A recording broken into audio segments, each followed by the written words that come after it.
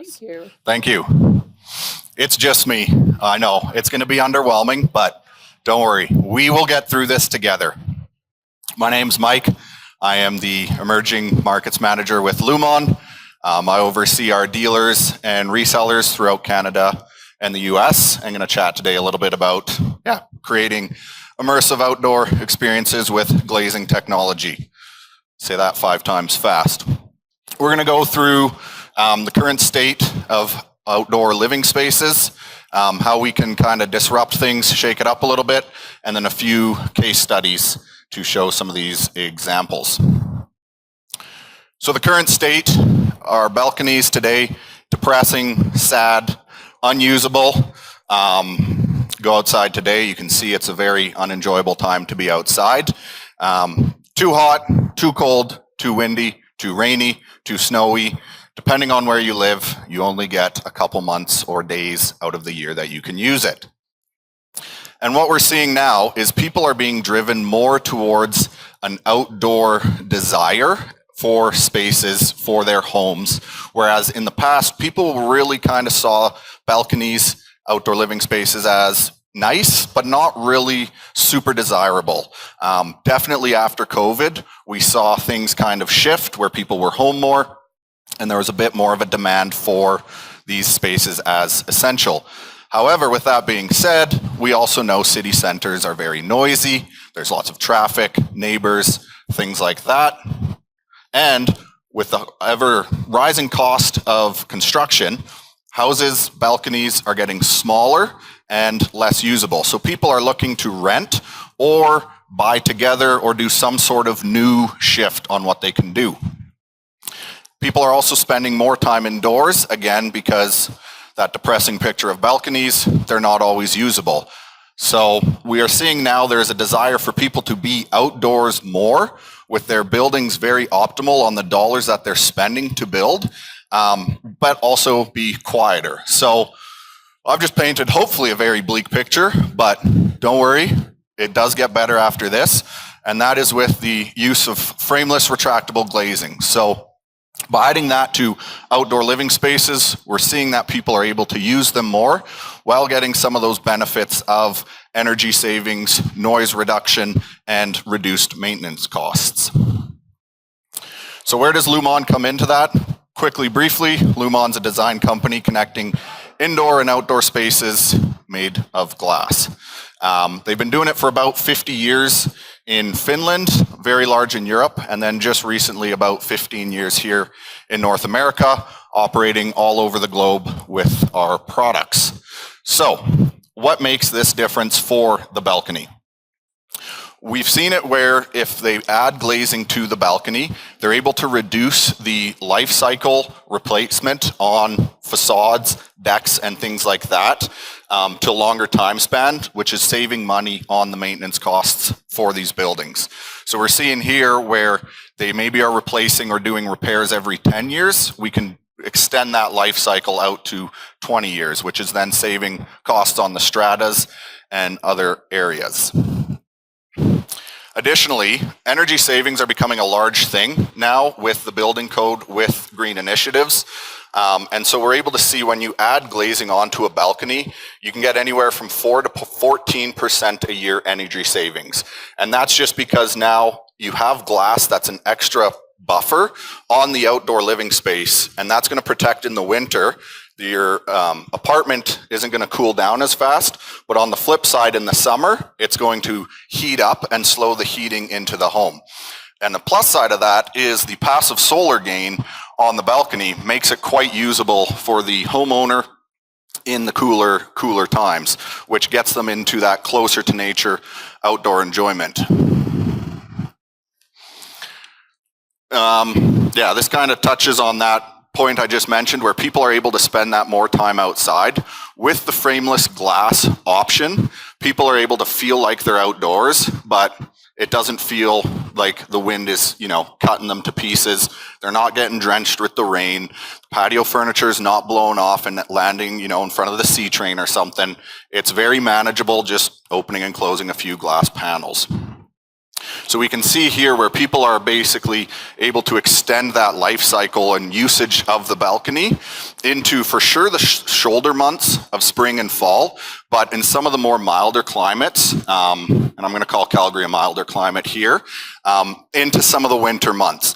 The reason I say milder climates like Calgary is because we get so much sunshine, it's able to warm the space and make it, a little more comfortable. In a recent study we did on a building in Ontario, we found that the noise reduction with Lumon system when fully closed was up to 13 decibels. So what we're seeing now as people are designing buildings to meet certain noise requirements, they're able to use Lumon system as an additional buffer for the inside of the unit, which again makes it a lot more enjoyable when you're sitting out there. You're not worried about so many, cars driving by, trains, sirens, whatever it is. So we'll go through a few case studies here and a bit more on the technical side of things. If I haven't lost you yet, this is probably where you might fall asleep. It does get a little boring, but don't worry. I'm trying to keep things on time here, so hopefully it's not too bad.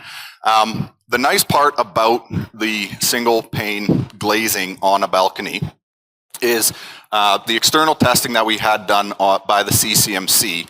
It's a non-thermally rated space, and it's basically a windbreak that's retractable. So what this means is it does not count towards floor area ratio, floor space ratio, and it's still considered by most municipalities an outdoor living space, which is good because it's definitely not usable in minus 30. It is, but it's miserable. And it shows that the product has been tested and is able to meet the required wind loading that you need to see for guardrails, but also for the upper glass above. So a few connection details that I'll show here. The big thing with this, again, because it's not 100% watertight or airtight, is depending on the wood and concrete connection, I'll show you up wood next, is there's a way for the water to drain out of the balcony if it gets inside, whether that's shimming the lower profile, like you can see here a little bit, on a concrete building, or having a curb to keep the railing up and installing scuppers, or draining the deck to a central drain to allow water to drain out. Another benefit of this type of system is you're not getting a lot of building facade penetrations. Based on the little bit I heard from that previous speech, air penetration in the building is bad, so we're going to do a little bit of that as possible, and that way, there's not a lot of areas where you're going to run into leaking, rotting issues, just because there's not a lot of penetrations. So you can see there with the wood, similar type of concept. This one here has a curb with scuppers on it, and then again, the same kind of three main points of penetration into the building envelope. You're going into the beam or slab up above, you're going into a post, a wall, or some sort of vertical support, and then down into the ground below. So not a whole lot of areas where there needs to be worry about design and waterproofing. Another benefit is the wind. Just depending on the design of the building and the location, there's a lot of wind factors to study. With early on design, you're able to fluctuate the building design a little bit to make sure that it minimizes the wind load on the balconies. And that way, you can see here, when we're trying to keep it below that 3 kPa threshold, we know we're able to design it where it's going to meet it. And the benefit is then, if we're over that 3 kPa, there's usually a little bit of design modification that you can do that's not going to ruin the overall look or facade of the building, but it's still going to get the desired outcome. So we'll go here into some renovation examples that we've been a part of. So this one in Victoria, BC, it was an entire building facade renovation. It was new decks, it was new windows, new doors, new siding. The only thing that actually remained was the brick there that you can see kind of in between the balconies. And Lumon was basically brought in because they had something existing already. It was, we want to keep this outdoor living space. We have this beautiful greenery that we're enjoying. We are not giving that up. We need something else that we want to use. So we see here, the whole building's been updated and modified with the same overall concept that was there already. And now they're also going to see the benefits of that because, again, they're not going to have to do that renovation on the building again for quite a number of years.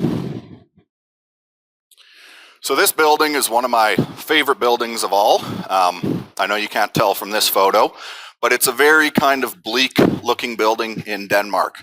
And again, when they were looking for a renovation, they have that street there where cars pass by, but the walkway that you can see here doubles as unit access and a balcony. So when the architect designed it, he created these kind of little nodes where people can sit, they can enjoy the outdoor space. They have the little gardens where they can, you know, have some life in the concrete jungle. But then it also doesn't impede with people going past, and it creates that sense of community within the building because it's not a hard barrier with a dividing wall where maybe I can hear my neighbor, but I can't see them. And here it's kind of one big community. So we'll go through a few new construction examples. This is one project we've done with Mattamy Homes in Ontario, and they've done a variety. This one, they did just a few units. You can see here, it doesn't overall impact the look of the building, but they're able to get that use, and they find that that really drives sales in the building because it's an added feature and it's a differentiator from other buildings. And here we can see Soul House by Bosa Properties. I believe it was March of this year, February, one of these months. In the city of Burnaby, there was, I think, 21 sales that they occurred of all new construction in high-rise, and 9 of those were in this building. And they've really adapted that concept of inside-out living. So it's a big, big feature of still outdoors, but you're not worried about, again, the noise, the wind, the rain, and all those things. And now the benefit of this is, as well, you see this building in Germany, you're not overall taking from the look of the building. This is the Roots building. I'm sure some of you have heard of it, where it's mass timber construction, and you're still able to enjoy that view of the lumber from across the little dock that they have here. But again, the lumber is going to be protected from that ever, you know, ongoing war of maintenance against the weather and protection. It's an extra layer of protection without, you know, taking away from the beauty of the timber. Additionally, you can see here a few cases in hospitality and amenity spaces where, again, it's that control of the weather to make it a predictable, usable space year-round. One last one. This is a project that's ongoing right now in Canmore. And what's interesting about this one is it's a bit more of a luxury, high-end kind of short-term rental building. And they saw this, again, as an added value where people were able to come. And again, they can add to that kind of luxury aspect of the building where now the spaces and units are usable year-round. So next time you're driving out to Banff, swing past this building, take some pictures, and admire the beauty. So, thank you. I'm waiting for the flurry of activity to start behind me. Thanks, Just Mike. That was great. I appreciate doing things that make buildings more maintainable and better for humans. I think those are two great things. While they're setting up the chairs, I did want to mention we had a pair of eyeglasses that were found, blue framed eyeglasses. So we have them just up here where I'm sitting. So if you lost your eyeglasses, come see us. There will be some refreshments and networking at the end of this is the final panel for today. So please stick around for more of that networking. And the AAA sign-up sheets. Don't forget to do that if you're collecting credits for that. So the panel that's going to be on stage next, I can see them all waiting excitedly in the back as the chairs are being set up. We have Joshua Taryn, who is actually with this particular presentation from the University of Calgary. And we have Steve Wurzba from the City of Calgary. Maxime, Maxime, I don't want to butcher your last name.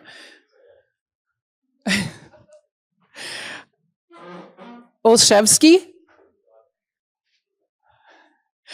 from Astra Group, and Christopher Zahalik from LeMay, and David Leonard from Metaphor. Come on up. Talking about adaptive reuse, protecting heritage and modernizing facades.